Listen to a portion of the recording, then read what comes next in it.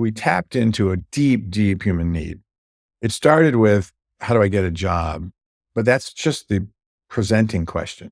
The real question is, how do I design a life that's got some meaning and purpose in it? And how do jobs fit into that? How do relationships fit into that? Once you start thinking this way, people report themselves as being unstuck.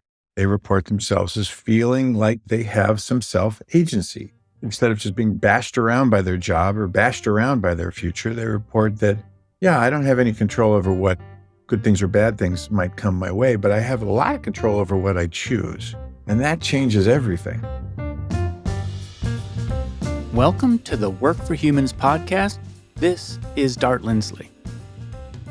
From the kitchen table to self-driving cars, every item in our lives was designed by someone who wanted to solve some problem. If we can design everything from high-tech to living spaces, award-winning Silicon Valley designer Bill Burnett believes that we can also design and build fulfilling and joyful work. Bill is an award-winning designer, New York Times best-selling author, adjunct professor, and the executive director of the Life Design Lab at Stanford University. Throughout his career, he has designed everything from the first slate computer to Hasbro Star Wars action figures, assisting and advising Fortune 100 companies and startups alike. Bill is one of the authors of the best-selling book Designing Your Life, and recently published Designing Your New Work Life. Over 350 universities use his life design curriculum, and his impact continues to shape the industry and inspire designers worldwide. In this episode, Bill and I discuss the essential elements of adopting a design mindset to create the life you want, including reframing problems, using curiosity and collaboration to find new solutions, and avoiding limiting yourself to a single goal. We also explore the sunk cost fallacy at work, the false dichotomy of work-life balance, management advice for hiring, and other topics. If you enjoy this episode, show your support by subscribing to Work for Humans wherever you listen to podcasts. I now bring you Bill Burnett. Welcome, Bill Burnett, to Work for Humans.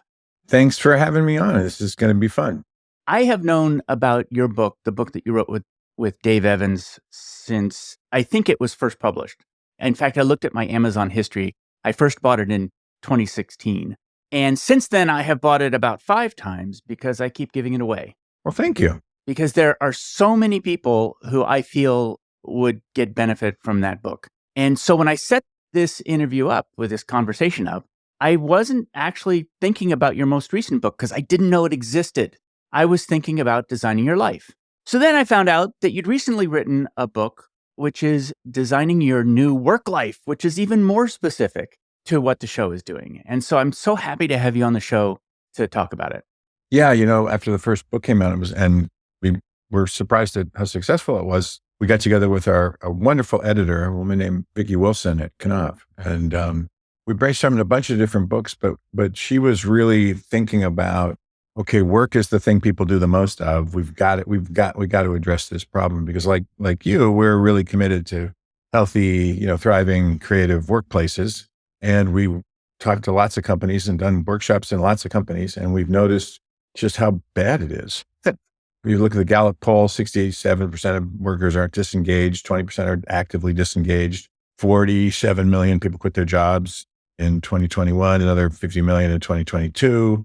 Our thinking is it wasn't necessarily that the pandemic suddenly made everybody unhappy and they decided to quit their jobs. It was they had been deeply unhappy for a very long time, and the pandemic was just the straw that broke the camel's back, and they're like, I'm not going to put up with this anymore. It's a real problem. And 60% of those people who quit their jobs quit without another job lined up. It's really unprecedented. If you look at work as a product, that's the kind of product it is. It's the kind of product where you're going to say, well, I'm just going to stop having a car. Cars are so bad that I guess I'm going to walk. Well, and I'm kind of an old, designer engineer, and I was a manufacturing engineer in one of my early jobs. And you think about, factories have a certain output and they have a certain defect rate. And then you work on closing the defect rate to have 0 defects, right? If I had if jobs were a product that was, being manufactured in a factory and I had 67% defects, I'd just shut the factory down. It's not worth fixing.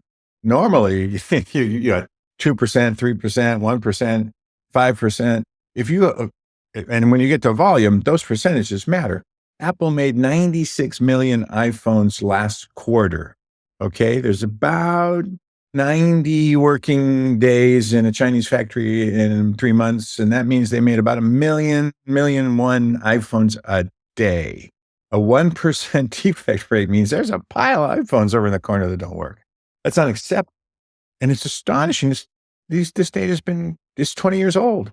It's, 60, 70%. In the book we talked about in Japan, I think it has the worst engagement of any industrialized nation. 93% of Japanese workers hate their job.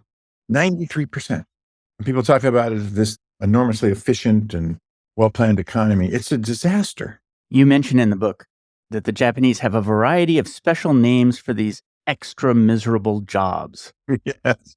And there's actually a whole vocabulary around it. It's sort of like Eskimos with snow, 7 different kinds of snow. Yeah. Corporate livestock is one of the words. Corporate slave worker is a word. Dog of the company. I thought that was a good one. I like that one. And there's a word for death by overwork. And it's funny in some ways, and it's incredibly tragic. Oh, I know. I agree. That capital is being squandered in this way or abused in this way because, well, first of all, we're life designers, and our theory is you got to design a good life with a job in it. It's not the other way around. You don't design jobs and then try to figure out how to fit them into your life. And that's the fundamental mistake most HR teams and talent teams make is we're going to have this amazing, personal development program or something. And all we're going to talk about is how to optimize you for Google. We're not going to talk about how you and your life create the conditions by which you come to Google and do something wonderful or come to Facebook or Apple or whatever. And so it's amazing how much we know about what doesn't work at work and how persistently we continue to pursue things that make it worse. I have a theory about that. We may discuss it, but first, I want to talk about the backstory behind designing your life and how you arrived at it. Well, I work in the design group at Apple. I was at Apple, but now I'm at Stanford. 2006, David Kelly had just gotten the money to start what we call the D School, the big design institute. And he called me up. I've been teaching part-time for a long time. And he said, hey, listen, you ever thought of doing this full-time? And I thought about it. I thought, yeah, this could work. It made me a wonderful offer, 40% of what I was making in industry. So I became an academic. And then in 2007, Dave Evans and I had lunch, and he said, I've been teaching a class over at Stanford, helping kids find jobs. Are your students struggling with that? I said, yeah, it's terrible. They don't know. They're really smart, but they don't know what they're doing. So he and I put together just a really couple of simple little workshops and things. And then that turned into a class. And then the Career Center found out about it. And they said, could you do it for all the seniors? I said, no, that would cost a fortune. Because the way you get people to not do things at Stanford is you tell them it's expensive. I gave him a number I thought was ridiculous. He said, sure, I can do that. And then so we ended up creating a class for seniors. And then the vice provost of undergraduate education heard about it. And he said, I want something for all this. I want all the freshmen to really dig in and really design an amazing Stanford experience. I don't want to just do it like they did high school. We have a term for, the vice provost office had a term in those days where they called it the ballistic student. I come in, I declare computer science, I take computer science classes, and I leave. And I never experience the amazing academic culture of Stanford, and I never ask the big questions, and I'm never reflecting.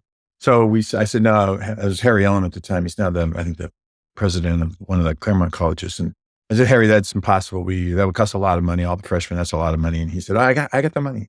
So David Kelly, who I worked for, who hired me at Stanford, jokes, he calls it the success disaster. I'm supposed to be teaching design classes to design students, undergraduate and graduate students. At the time, I was actually running the program. I was the executive director. This was just a little palliative thing I was doing on the side to help some students who were struggling. And it became now 5 classes at Stanford. Then after the first book came out, a lot of universities called and said, hey, could we teach this class? And so we said, yes. And I got permission to give the class away to any university that wants it. Now 350 universities, over 1,000 educators are trained on DYL curriculum and have our curriculum, and they're spreading it all over the country, all over the world. We started an institute in Asia and Singapore to kind of hold all the IP and spread it out over Asia. I'm I still teach design classes. I don't have any executive duties anymore. I just want to focus on this. So I run the Life Design Lab, an amazing staff. Kathy Davies is a phenomenal human being who is the managing director. I've got amazing fellows who teach the classes. And we're all over the place now. We're all over Stanford. We're all over the universities. The person who used to run our career center, Stanford, a guy named Fruit Day, took all of these ideas, collaborated with him, and he's now the head of the career center at Johns Hopkins, except he calls it the Life Design Center. They built a new building. He's got life design. He's got all the undergraduate, like special programs like going overseas and summer jobs. So he's integrated as a complete, wraparound set of services for undergrads, because he said, you shouldn't just go to the career center the last quarter of your senior year to look for a job. You should be integrating work and life from the moment you get here. It's been quite an interesting ride. And I'd have to say at almost every step, I was underserving the demand. I was joking with another friend of mine who's a serial entrepreneur, and I've been an entrepreneur twice, started companies, raised money. I said, this is the first time I have a product that everybody wants, and I haven't designed it yet.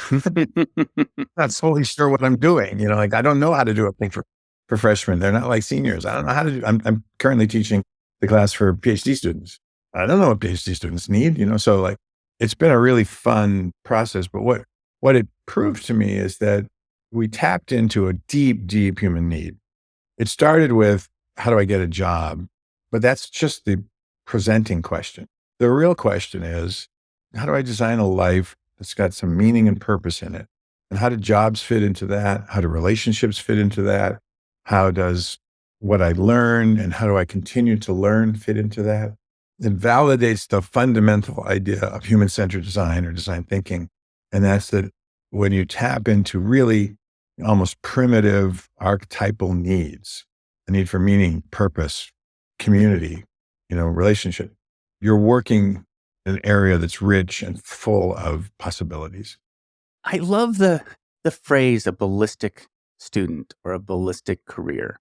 It's a really nice counterpoint to what I think is the central theme of designing your life, which is the ballistic career is, I'm going to focus on nothing except the goal that I'm trying to achieve in 10 years from now, which is to be an MD. I've never actually rapid prototyped any experience related to being a doctor. I'm not going to look at any doors to the left or right as I'm going, because that would be not focused, right? Well, I might find something I don't want to know. Yeah, right. And then I'm going to get there. I will have all this sunk cost in time and money you won't be able to escape. And that's exactly what agile design practices are meant to resolve. And so what is interesting to me about both books is that they are so much about the design mindset, which is that it seems like the native mindset is, especially of people who have ended up at schools like Stanford, is a much more of a waterfall approach. And so what are the big mindset shifts that are design mindsets that apply to life and work? Because it's not just a toolkit. This is what's so important about it, which is that there are lots of design toolkits out there. You can just get them online. They're fantastic. They're useful, but it's a mindset. And until you get that right, the tools don't do it. Yeah, exactly. A ballistic career. I'm just going to be an investment banker. I don't even know what one is, but I'll study econ and then I'll do this. Or I'm going to be a lawyer. Why? Because my mom and dad are a lawyer, or my uncle's a lawyer. And somebody told me you can make a lot of money being lawyers. So my dad's generation, my dad passed away a couple years ago in his 90s, but my dad's generation was, go find a big company, do a good job, work for them your whole life, and all will be good. In fact, when he came back from the Korean War on the GI Bill, he went to San Jose State, and it took him about 5 or 6 years because he already had me and my sister. But he did industrial engineering, which is sort of like, how do you make factories work? Because we still had factories in the 50s. And he had a summer job at a little startup up on Page Mill Road, and they made him an offer, and he worked there his whole life. It was called Hewlett-Packard. And he was at Hewlett-Packard when Lucille Packard brought your birthday cake to your desk when it was your birthday. And he worked for Bill and Dave, the real Bill and Dave. Yeah, Bill Hewlett, Dave Packard. And so for him, it was a well-organized world. For my students, they're going to have 17 different jobs over 2 or 3 different careers. There is no straight line to whatever retirement or whatever it is. But this planning mentality, this let me just find the right thing and everything will be okay, is still pervasive. Their parents tell them, just pick a good major and then just do that. As if your major determined, like what you pick at 18 is have anything to do with what you do at 40. By the way, the data is 10 years out of school, less than 20% of people are working on anything that has anything to do with what they studied in college. And I would even argue that they're like me, they're probably working in a job that didn't even exist when they left college. Like it's a whole new category. Yeah, certainly now. I mean, all my students were like, maybe I should be a CS major. 10 years ago, I was going, when the AI comes, it's going to write all the code. You don't want to be a CS major. Now, how many jobs will disappear in the next 5 years? And how many new jobs will be created? If you look at any of the predictions, McKinsey or anybody else, World Economic Forum, a couple of 100 million jobs will disappear and a couple 100 million jobs will be invented. And don't you kind of wish you're going to be doing something that hasn't even been invented yet 10 years from now? You sure you want to be doing the same old thing? Anyway, so yeah, the mindsets shift from this sort of planning or I'm going to figure it all out to the recognition that the future is unknowable. It's going to be a little bit of a wild ride, or certainly it's not going to be a straight line. So if you want to have a resilient strategy, learn from the people who design new things that have never been done before all the time, called designers. I wasn't at Apple when they did the iPhones, but I was on the team that did the first laptop, the very, very first laptop. Nobody knew what a laptop was. We built 300 some prototypes and they came up with this. A guy named John Krakauer actually came up with the idea of putting the keyboard in the back and the trackball in the front and kind of organizing the whole thing. But before we did it, we didn't know what it was. So you couldn't spec it and then build it. You had to invent it. And the way you invent it, the way you invent futures that have never been created before is you go deep dive on empathy. What do we need? What's the fundamental problem? And then you zoom back out, you reframe it, you come up with lots of ideas, build lots of prototypes, and eventually you build your way into this future. And then you recognize it. You go, wow, that's the thing we should make. And everybody gets it, and then you make it. So also been on lots of engineering teams where marketing handed us the specification. This is what the consumer wants for the next iPad, the next whatever. We used to call them speed bumps. We got the laptop. Now we put in bigger hard drive, bigger screen, bigger blah, blah. It's just a speed bump. You spec it, you build to spec, you go. But when you're making something that's never been done before, none of those engineering or planning tools work. You need design tools. So the mindsets start with curiosity. If you don't know what the future is, what are you even analyzing? What is this data, those analytics? People do a lot of analyzing where they just make up data because it makes them comfortable. And they get an answer which makes them comfortable and has no connection to what's actually going to happen. So start with curiosity and explore the possibilities of the future you. In this case, we're not making a new product, we're making a new you. Explore those possibilities with curiosity and do them in the world, radical collaboration. The world is where the action is happening. That's where you're going to discover what is next. Because when you go out in the world and you talk to people and you collaborate with people, there's this thing psychologists call narrative resonance. When something about another person's story creates a resonance in you, you're like tuning forks are humming on the, I hit this one and this one starts ringing because of the same frequency. That's narrative resonance. So get curious and go out in the world, radical collaboration, talk to people, and then try a bunch of stuff because you can prototype anything. And it's interesting. We use the term prototyping in a very special way. So sometimes you think about, like, I've got this design. I'm an engineer. I got a design. I'm going to build a prototype to prove it works. That's a completely valid form of prototyping. What we call prototyping is, I don't know where I'm going. Let me try some stuff and see what happens. Because it's very interesting. In product design, if I show you a prototype, and if Dart, I go, hey, we talked about cell phones. Here's the one that you said you wanted. It's got more batteries and this and that and the other thing, blah, blah, blah. And it's got a screen that's holographic. And as soon as I hand you this prototype and you go, oh, is that what he's talking about? Wow, that's really cool. I don't really want this. I know I said I wanted it, but now that I see what you've given me, I'll tell you, what I really want? I want blah, blah, blah, blah, blah. Because at the moment I show you a prototype, the world changes, your expectation of what's possible changes. And now, when it's really working in human-centered design, a new need is revealed. A need you didn't even know you had because you didn't know it was possible. So every time I build a prototype, I change the world as possible. Same thing with life design. I go talk to somebody. I've never done podcasts before. I met this guy. He does podcasts. What's it like to do a podcast? You tell me. And I go, oh, that's not what I was expecting. Thank you for the information. Now I'm more curious. I've got some other things I want to try. So curiosity, radical collaboration, prototyping are the things people tell me when they think about the book and they read about the mindsets. So those are really big changes from I'm going to plan and execute and just go forward to like, no, I'm going to be comfortable with ambiguity. I'm just going to get curious. I'm going to do lots and lots of collaboration in the world because that's where the action is. I'm going to build lots of little experiences for myself, call them prototypes, to learn. Because I don't know if I want to be a doctor. I don't know if I want to be a lawyer. I don't really know, right? I'm just making it up. And then the really big power tool is and then reframe. I don't have to take the problem as given. I can change the problem. The classic example that we use in a million, design thinking classes.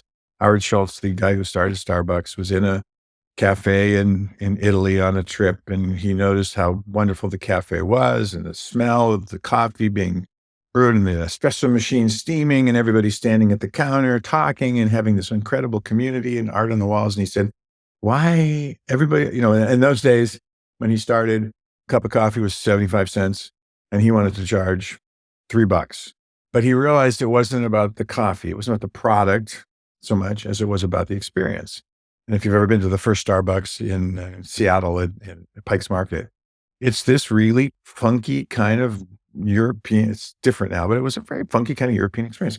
So it's not about the coffee. It's about the community, the experience, the smells, the sight, the sounds. And he went from 75 cents to $3 for a cup of coffee. And now we regularly spend $6 or $7 for a crazy cup of coffee with stuff in it. It's this idea of stepping back and going, what's the real need here? Or what's the real problem here? It's not just getting a cup of coffee on your way to work. It's having a little touch point, a little moment of human connection. There's so much I want to unpack in there. And so first of all, key idea is that how you imagine the world to be is not as specific or as accurate as how the world is. And so it's not until you are engaging with the world that you can see the complete texture. And that's especially true of career, where the different kinds of work that are available, a lot of times we have one title for work: PGM, project manager, program manager. But the truth is, that's hiding an enormous amount of detail of what's actually possible within that space. Oh, and even more confusing is what you call a product manager is not what they call a product manager down the street from you. No, absolutely right. Roles are completely different, and the interactions are completely different. And so my students get all hung up on these job titles. And what's the job title? I said, just go find out. Find out what's particularly things like product manager, project manager, blah, blah, blah. They're just all over the place. It's true. In fact, moving from company to company, I have to completely redesign all of my vocabulary of what everything means because everybody's using these terms differently. And then the second thing is you never know how a product is going to interact with its environment until it's in the environment, because the environment is so dimensional. And so there's a couple of special challenges, though, to designing one's life versus designing a product. One of them is, if I'm designing an app, I'm going to use an agile methodology. But if I'm designing a Boeing 747, I'm going to use a waterfall methodology. And the reason is, it's okay to iterate on an app, but I shouldn't be iterating on a 747 because I'll be saying things like, another one crashed. Let's notify the next kin and iterate. And so I think it's very tempting for us to think of our life as a 747 kind of problem, but this year is an app kind of problem. Like, I can experiment on this year in ways that I might not be able to experiment on my whole life. Well, yeah. And it's an interesting analogy. I'm trying to think of whether my life is really a 747, because I started out, it was a 747. It turned into a small Learjet. Then it morphed into a hot air balloon. When I finally landed, I was in a time machine. That's a good point. You're getting to the core thing here. It's like that people think the investment in something, I've got a doctor, lawyer, engineer, software, blah, blah, blah. And the sunk cost, wow, I spent all this time doing this. I'll tell you, the saddest people I meet, people really in a lot of, personal existential pain. I'll run a workshop for mid-career people, 35, 45 years old, roughly. I'll go, who's unhappy? Raise your hand. Raise your hand. Because they came, right? They're intentional about making a change. Who's unhappy? I'm unhappy. And it'll be lawyer, doctor, private equity, banker. And they'll be top of the, one woman I talked to in a program in New York, like, went to Stanford because it was the hardest school to get into. I went to Yale because it was the hardest law school. Got the job at the Smith & Smith law firm in New York, biggest law firm on the planet, hardest thing. I'm first woman to make junior partner, first woman to make partner. I'm on the management committee. I'm the first woman to run the firm. I hate my life. I have no idea how I got there. And I mean, it's obvious how she got there, right? I mean, it's just like, show me a brass ring and I'll go get it. Show me a hurdle, I'll jump it. Never asked herself, did she want to be a lawyer? Doesn't want to be a lawyer. Never asked herself whether any of the rewards, which as soon as like she got them, felt good, but then they immediately, the pleasure disappeared and the pain returned. But she just kept going because she's smart and resilient and hardworking. Well, you can change, you could just decide to do something different. She says, no, you don't understand. Everybody tells me my life is perfect. Oh, that was interesting. And how do you feel about that? Well, everyone tells me my life is perfect, but I know deep inside it's a disaster. I said, so, how's it going? She says, well, it steals a little piece of my soul every day when I go to work. I said, how much of your soul you got left? She says, not very much. There's a woman who's probably got, it's got a $600,000 base salary with a $4 or $5 million bonus every year. A house in Manhattan, a house on Long Island. She's got the kids in private school, the trophy husband. And I work with people who, work at McDonald's, and they believe they can change their life and make it better. And she believes she's stuck, truly stuck. And we finally got down to it. I said, why do you have a lot of resources and you're a smart person. And some of this maybe you go to a therapist and talk to about, some of this, might be a life design thing. She said, if I were to change my life at this point, I would have to admit that everything up to now was a fraud. There's a sunk cost here and I'm not willing to write it off. It's a business fallacy too, which is the sunk cost fallacy. Yeah, I think you're right. People approach this kind of thing with some fear, and that's reasonable. By the way, we're not saying design your life, like I'm not counseling that this high-powered, really smart lawyer person should just quit her job and become a dive instructor, in the Bahamas or something like that, or leave her family or abandon her husband. I was like, none of this that. It's just like, can you have some agency in your life? Can you recognize that the model you had about planning everything didn't work? Okay, fine. But you did acquire skills and resources along the way. Awesome. Now, and if you accept that the future is unknowable and you need a design approach rather than a sort of engineering approach or planning approach, then you open the mindsets of curiosity, radical collaboration, and reframing. What's the problem I'm trying to solve? I'm not trying to change my life. You'll notice in the second book, we hit the theme of set the bar low and clear it really hard, because the way you make changes in your life isn't making grand proclamations and then failing. You make changes in your life by making small incremental steps towards your goals, right?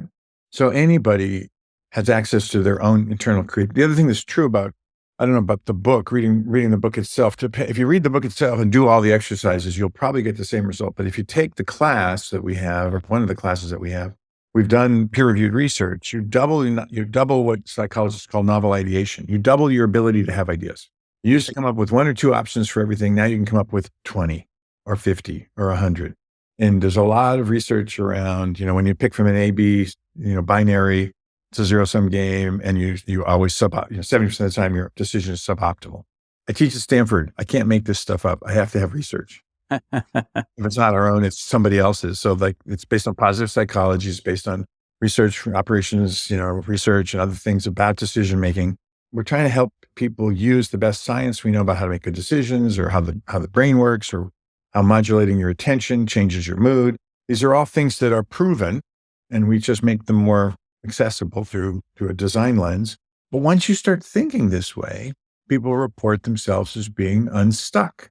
They report themselves as feeling like they have some self-agency. They report, instead of just being bashed around by their job or bashed around by their future, they report that, yeah, I don't have any control over what good things or bad things might come my way, but I have a lot of control over what I choose. And that changes everything. There's 2 things in there. There's agency and stuckness. Let me start with the stuckness one.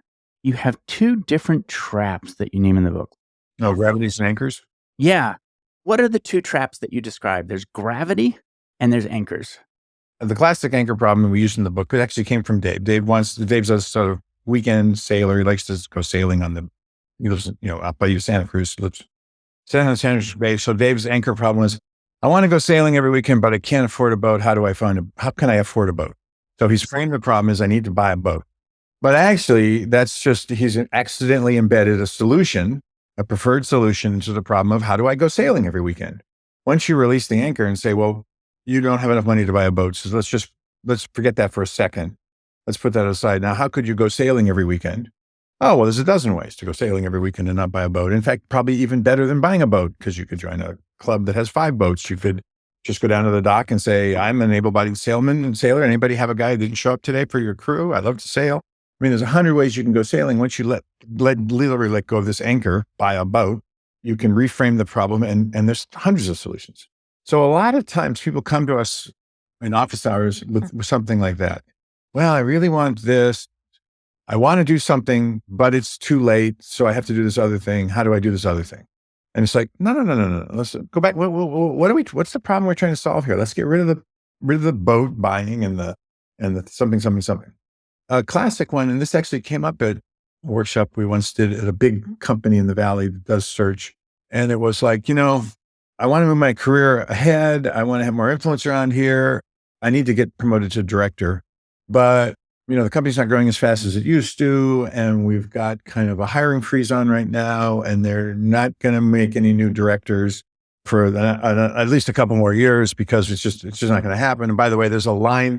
It used to be when we were doubling every 6 months, you could, like, hey, you've been here longer than a month.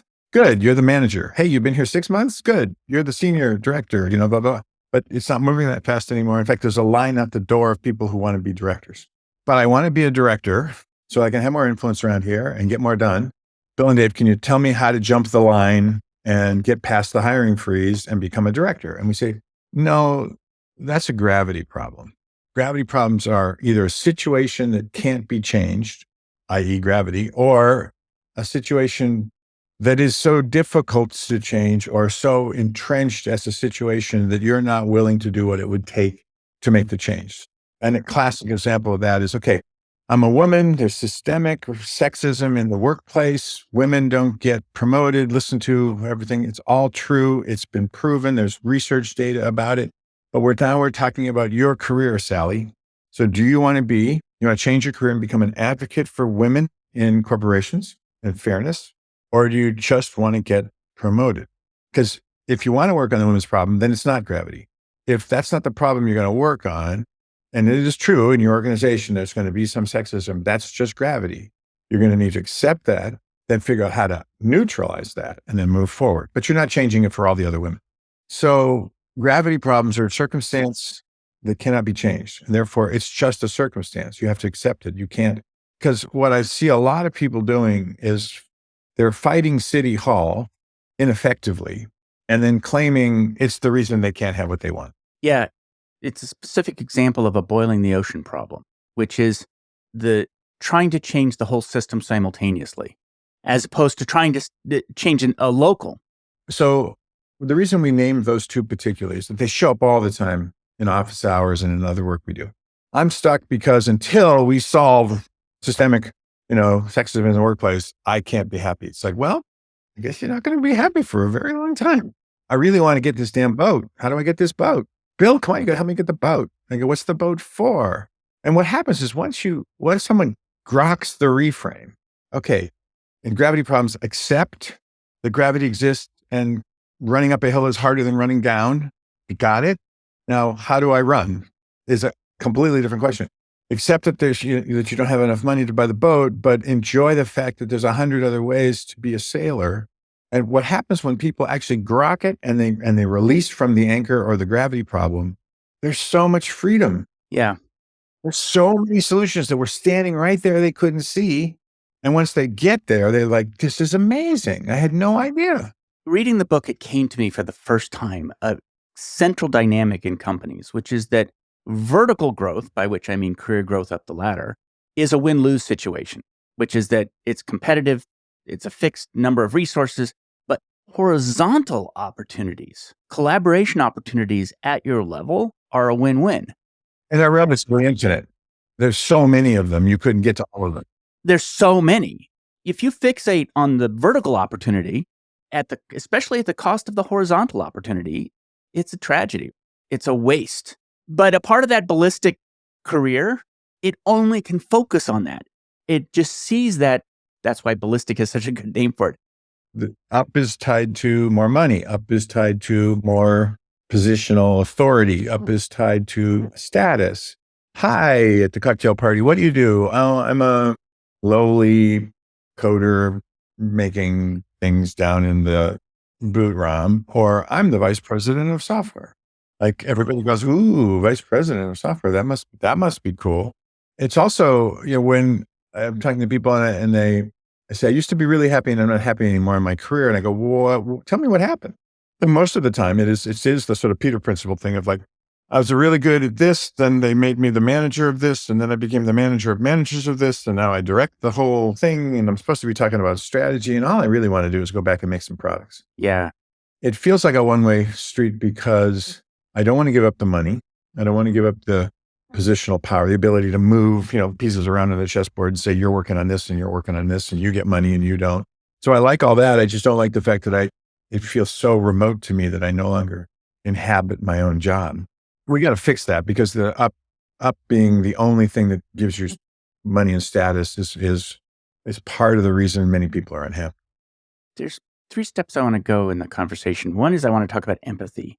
And then I want to talk about how companies can design an environment in which one can design one's life.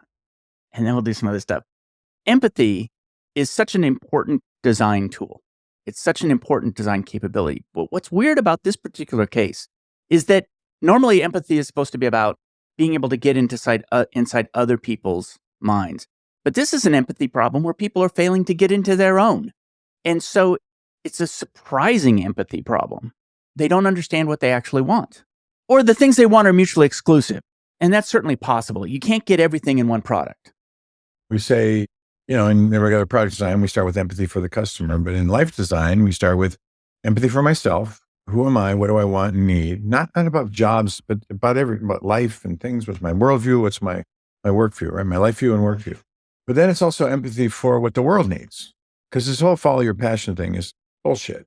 Just because you want to do something doesn't mean the world cares or needs it or whatever. So you've got to match what I need to what the world needs, writ large. And the problem, like you pointed out, is most people haven't stopped and asked themselves, well, what's work really for? What am I trying to get out of this? Am I trying to get meaning and purpose and some kind of a inner calling, resolve through work? Or am I just trying to get money? What am I trying to do? And then making that coherent with, well, what's my view? What's the big picture? Why are we here? What's life for? Is there a God? Blah, blah, blah, blah. If you just stop and answer 2 questions, what's work for? What's life for? You start to form at least a little bit of a lens that you can look at all this stuff that's coming at you from the future to say, well, that might be important. That probably isn't. That's probably important. That probably isn't. And again, our model is you design a life with a good job in it. So you have to have the life conversation. You can do it simultaneously, but you kind of have to frame the life conversation first, because you're right. When I ask people, the people can easily articulate why they're unhappy, but they have a really hard time as I say, okay, I got it. This job isn't working out for you, or this situation isn't working out for you. What do you want? What would you want to have happen? What would a good job look like? And they don't know. What is the health, because I think it's related to this, the health, work, play, love dashboard? Yeah. We have in decision-making, this idea of a false binary. It's either A or B. And the work-life health play dashboard is the antidote to the work-life balance problem. Bill, I've got a work-life balance problem. I spend too much time working and not enough time at home with my kids and my families, or whatever the balance is. So I say, really? So it's a work life. So if I get more work, I get less life. Get more life, I get less work. And the optimum situation is mediocre life, mediocre work.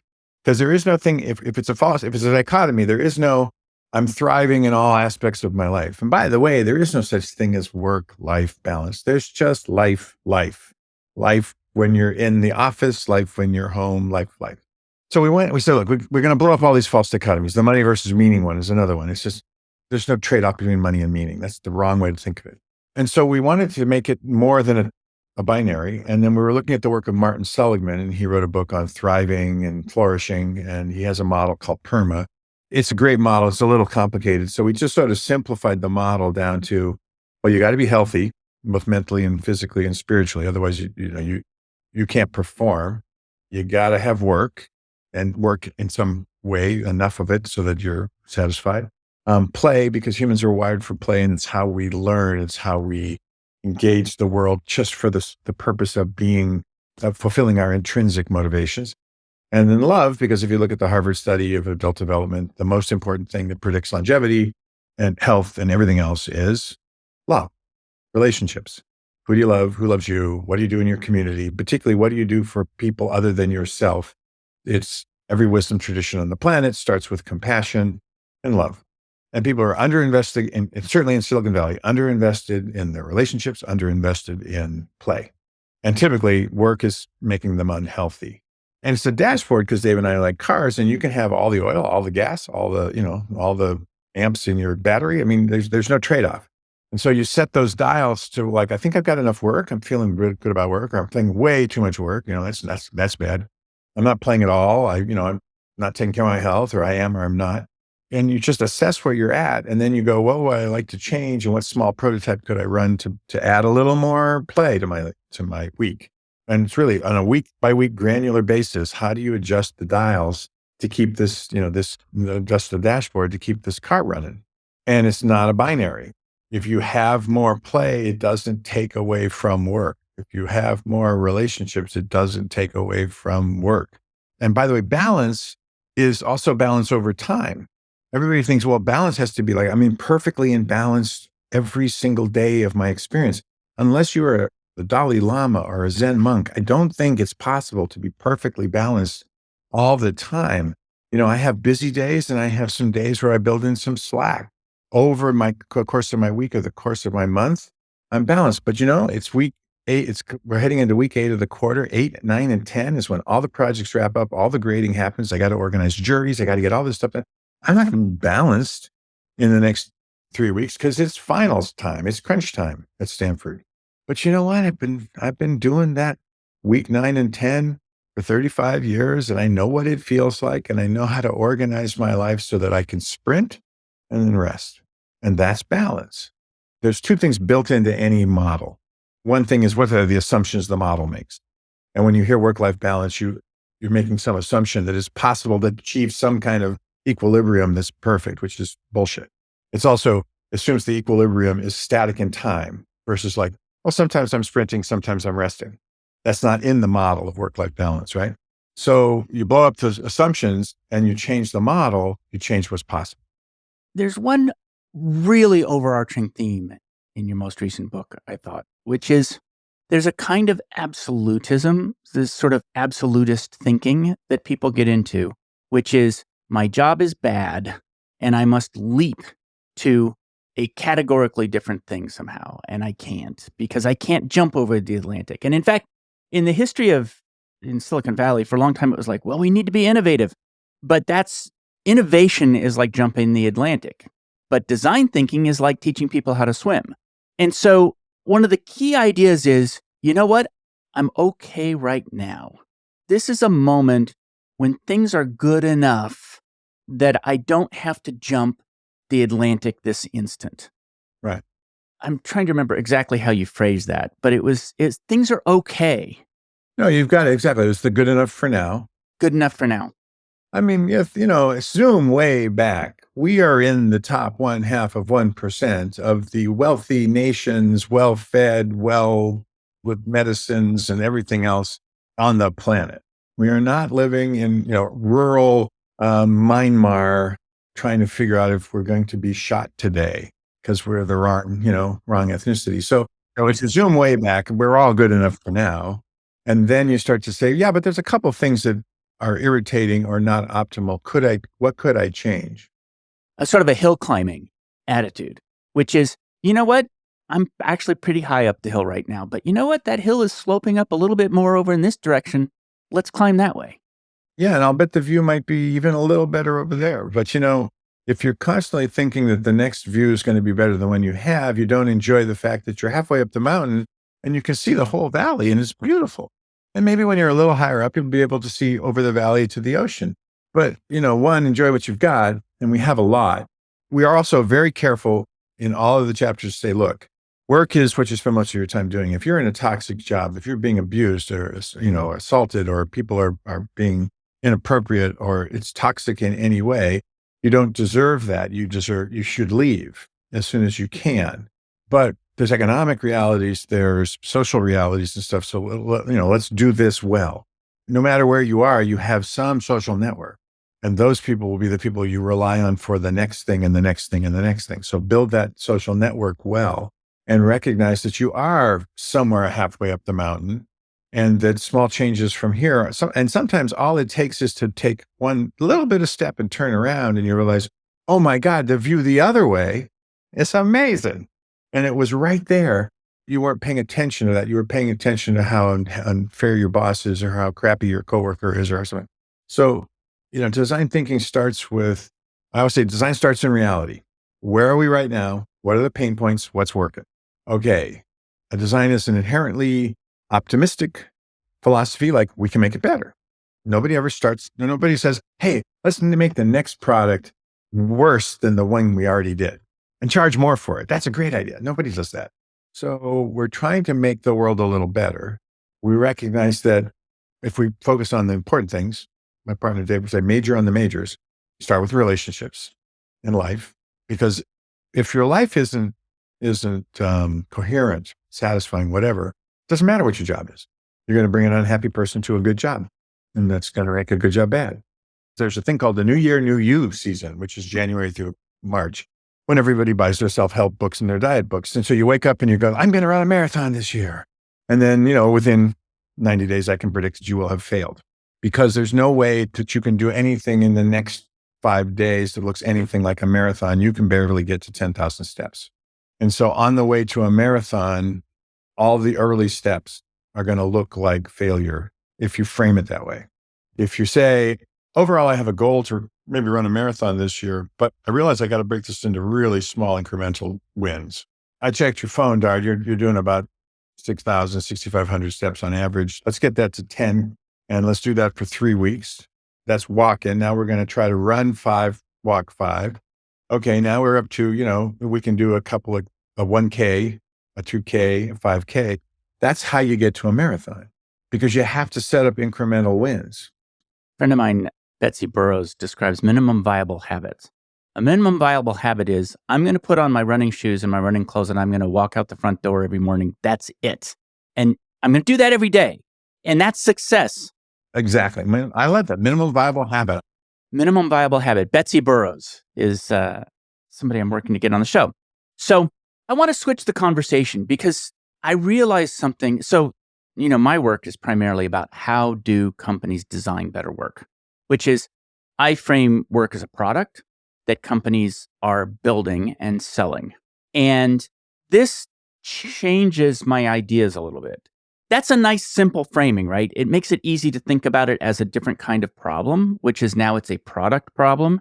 But if I'm designing a company for somebody who's gone through your course, I want to sort of ideate around what that company might look like. Because what that company looks like to me is more like a workshop. It's more like one of IDEO's, I don't know what they're called, work studios or whatever they are. You can move the tables around. There's whiteboards every place. There's lots of toys to play with. So I'm not designing a job for you. I'm designing a workshop in which you can design a job. Yeah. I'm training managers and people who are kind of organizing these activities around the things you can actually manage, which are giving people opportunities to engage their intrinsic motivations. What we call it comes from social determination theory. People are naturally curious and want to learn. They don't need incentives to do that. People are naturally relationship oriented and want to be on teams. You don't need to give incentives for that. In fact, there's plenty of evidence if you give incentives for intrinsic motivations, you ruin the motivation. Lots of experiments on that. There's lots of things that I would do to train managers to recognize that their employees are growing and developing. That's a good thing. They will change their objectives as they work. That's a good thing. We want to encourage mastery. One of the things I'm noticing with my younger students when they go out in the workplace is they're hooked on novelty. I did this job, it was really cool. And then I quit because I didn't want to do it again. Then I did this other job and it was really cool. And then I was really good at it. So they wanted me to do it again. So I did it the second time. And then I thought, I don't want to keep doing this. And then I went to another job and I said, well, when are you ever going to get good at anything? I mean, you're smart, so you can sort of be kind of good the first time. But trust me, there's a long ways between novelty and mastery. And mastery is the 10,000 hour thing. So I would set up systems that would allow people to realize their own objectives aligned with the objectives of the organization. When I ran my own consulting company, I followed a guy named D. Hawk, who's the guy who started Visa. He was essentially the guy who invented the credit card. And he had a management philosophy that you can't change certain things about people. So stop pretending you can. Interview for the things that are unchangeable, because experience and everything else is easily taught. And the three that I picked were integrity, capacity, and motivation. Integrity, if your parents didn't teach you to do what to be a person with integrity, I can't fix that. Capacity, you walk in the door with a certain IQ and a certain ability to learn, I can't change that. And motivation, because I don't believe I've ever motivated an employee, but I've taken a motivated employee and said, hey, do you want to paint this fence with me? So if you don't interview for experience, because what's the point? I mean, experience is just, do you do the workflow we do? Figma to something to something to something, or, SolidWorks to something to something to something. It's like, yeah, but in 6 months, we won't be using any of those tools. We'll be using chat. So why are we asking people if they know how to use tools? That's a silly thing. I should find out if they're smart and motivated and they have integrity. If they have that, we'll make great teams. So, it would be a place where we say lifelong learning. Great. So stop interviewing for experience. Interview for the ability to learn. Completely different thing. We say that, we need employees that are self-motivated. Great. Then stop crushing their intrinsic motivations to, autonomy, relatedness, and relatedness and capacity. We know so much about how humans are motivated. Stop creating systems that demotivate them, and recognize that money, particularly in the economy in Silicon Valley, is the least motivating tool you have in your toolbox. The whole Google People Ops thing where they published their results and they thought it was going to be about IQ or, blah, blah, blah, blah, blah. It turns out now it's about, psychological safety, having my back, and the manager's not changing their mind all the time. Duh. Took all that research. Yes. What any competent manager already knows. Yeah. So there's like two sides to the fire that we're kindling in this discussion, that we're describing the kindling of a fire. One is quality work life is co-created. And so a part of what you're saying is hire people who are good partners in that co-creation, because they're because they're articulate about what they want. It's really hard to do this. Right. But then the second part is create an environment in which people, have freedom to climb local hills, and then be in a constant conversation about what uphill is for each person. So uphill for you on this team might not be the same as uphill for, Natalia or something. And so this sensitivity to local hill climbing might be a part of what would be built into the environment. Freedom and sensitivity to gradient. I like the metaphor of a local hill, and it takes a little bit of training on both sides. And, we do some work in corporations with HR teams that are trying to improve engagement. Employee engagement's bad, we're going to improve it. And I tell them two things. First of all, you're going to have to be willing to have a life conversation, because we're not going to just talk about jobs. And if that's too scary for you, we won't, then you shouldn't hire us. But also we can show you how to do it. I mean, you're not someone's therapist. You're not responsible for their life. You're just setting up the conditions to say, here's some local hills and, ... So we can show you how to do that. The other thing is we're going to have employees do 3, not 1 options for their careers, because there's always 3, not 1. There is no linear path. If you adopt a mindset of curiosity, there's more than one of you in there, right? Okay, so we're going to do 3, not 1. And one of them, by the way, just so you know, will be, what would you do if you quit? And right about that point, the HR guys go, whoa, you want us to hire you and you're going to let them brainstorm quitting? Why would we do that, Bill? And I say, well, because you really only have 2 choices. You can be a generative part of that conversation, which, by the way, is going on. You have no control of it. Or you can find out why I quit in my exit interview. Those are your only 2 choices. And if you want to go, la, la, la, la, la, la, la, I'm not listening, the data says that 60% of your employees are looking for a new job while they're on the job. The conversation in the proverbial virtual break room or on Slack or wherever is about quitting. either get in the conversation, accept it as a grown-up, this is part of what's going on, or pretend it's not happening, and then continue to issue your really well-designed personal development program plans, blah, blah, blah, talent management plans to the exact same effect that 69% of your workers think it's bullshit.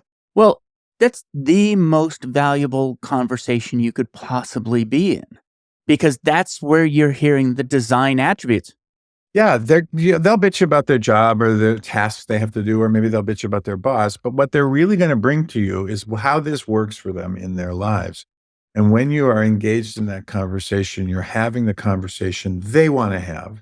And if you can navigate that successfully, one, you may come to the conclusion that this employee is no longer going to be productive for our enterprise, and they should, in fact, leave. That's a good thing. Let's throw them a big party and wish them well. Because guess what? It's a longer game. And 6 years from now, you and I will both be in a different company. And if I treated you with respect when you came to that point of view, you'll be willing to join my new organization with me.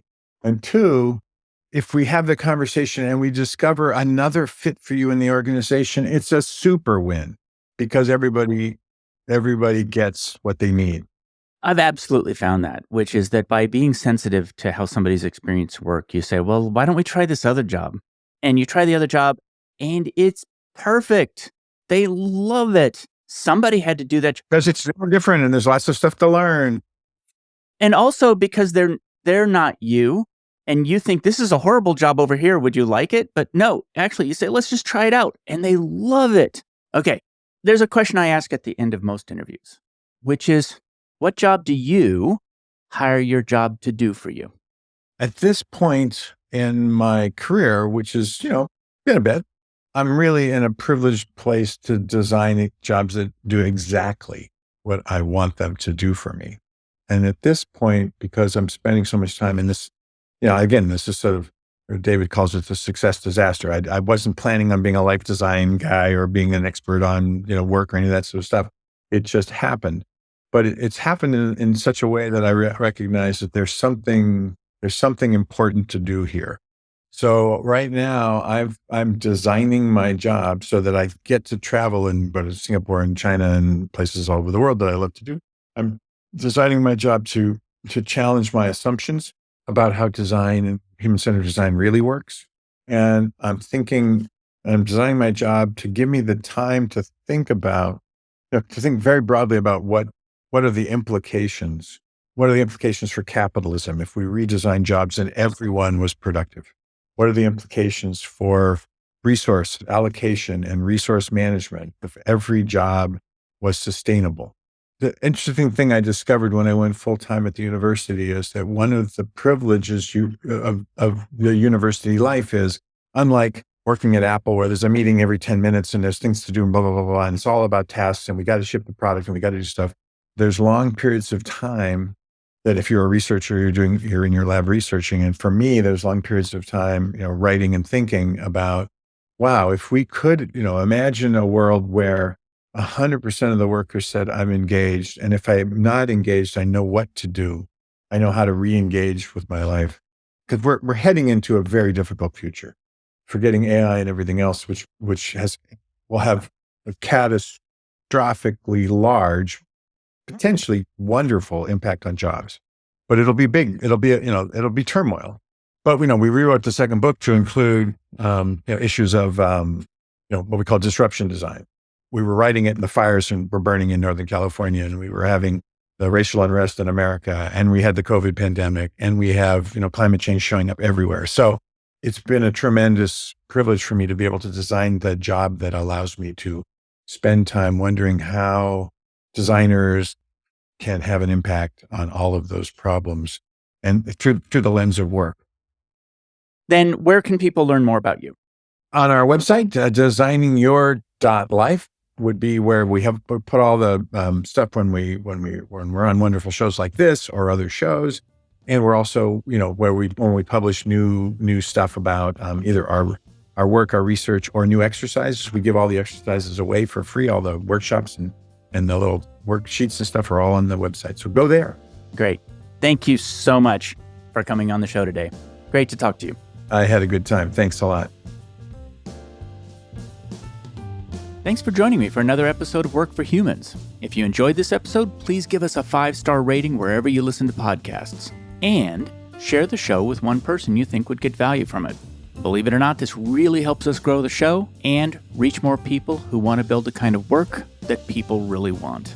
As always, thank you to my producer, Jason Ames at Ninth Path Audio, for his insights into content and his high standard for quality. Final note, the opinions shared here are my own and not the views of Google or Cisco Systems. Thanks again for listening. See you next time.